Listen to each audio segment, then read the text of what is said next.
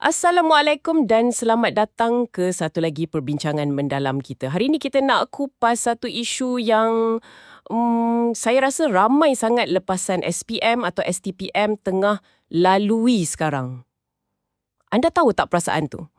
Bila kawan-kawan semua nampak macam dah ada plan, dah tahu nak masuk universiti mana, nak jadi apa, tapi anda pula rasa macam kosong, buntu, macam tengah hadap satu krisis identiti. Pernah rasa macam ni? Ini masanya untuk buat anjakan paradigma. Waalaikumsalam. Dan perasaan yang anda sebut tu, perasaan loss tu, ia sebenarnya sangat-sangat normal. Dalam bidang psikologi, ia dijelaskan dalam teori pembangunan psikososial oleh Erik Erikson. Apa yang menarik, teori ni tak tengok perasaan buntu tu sebagai satu kegagalan. Ia cuma satu fasa.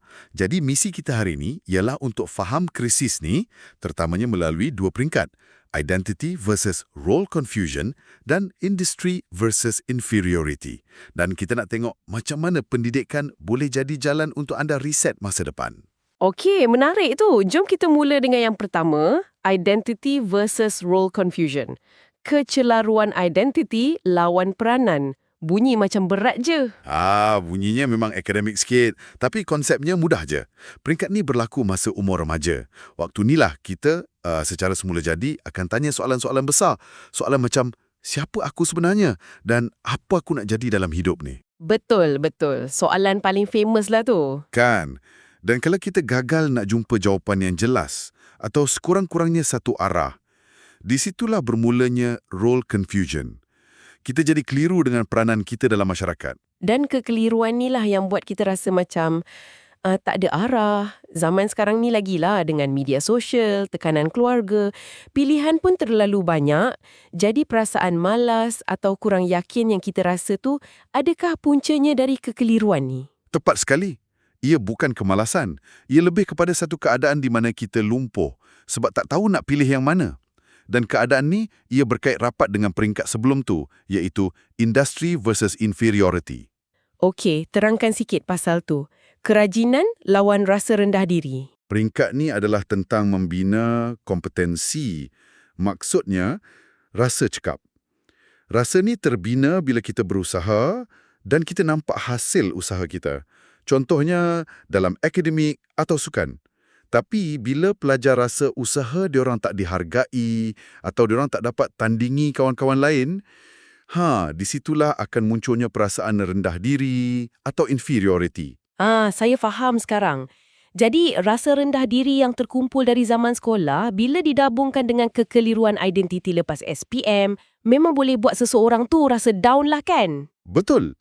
Ia satu kombinasi yang sangat-sangat mencabar. Jadi, apa solusinya? Di sinilah pentingnya untuk kita sambung belajar kan? Ke peringkat diploma atau ijazah. Ia bukan sekadar nak dapat sijil tau. Ini adalah platform untuk kita bina balik kompetensi dan jati diri tu. Saya setuju. Pendidikan tinggi memberi ruang dan struktur untuk kita teroka minat kita.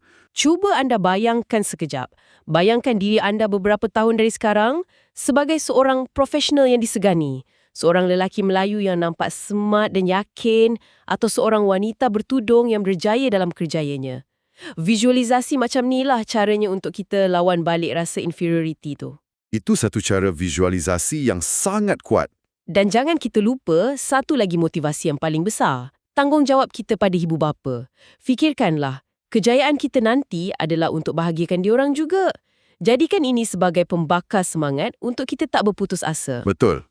Sumbangan kepada generasi seterusnya, itu motivasi yang sangat murni. Jadi kesimpulannya, jangan biarkan rasa keliru dan rendah diri itu menentukan siapa anda pada masa depan. Pendidikan tinggi adalah jalan untuk anda bina keyakinan dan tujuan hidup yang baru. Tepat sekali. Ia adalah satu pelaburan untuk diri sendiri. Tapi yang paling penting, jangan buat keputusan ni seorang diri. Anda perlukan bimbingan. Sebab itu, saya nak anda semua hubungi Encik Amir sekarang di talian 017-684-2836. Ulang sekali lagi, 017-684-2836 untuk dapatkan bimbingan percuma tentang hala tuju diploma dan ijazah anda. Jangan tunggu lagi, jom ubah hidup, sekarang atau tidak sama sekali.